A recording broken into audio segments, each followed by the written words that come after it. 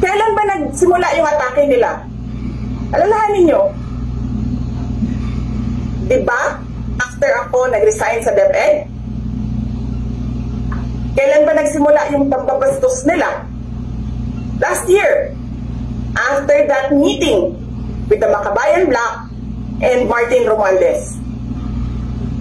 They started destroying my name, pommeling me in the media with a multi-million PR campaign.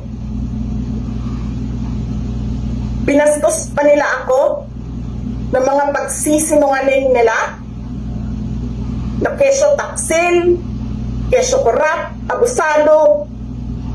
Utang ina ninyo.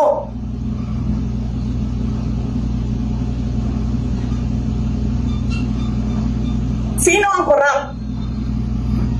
Yung mga congressman na yan na nag-hearing, anong sinasabi nila? Pagkatapos, pag na-off na ang mic, pag wala ng media, pasensya na kayo ha. Kailangan kasi namin ng pera. Mag-eleksyon na kasi.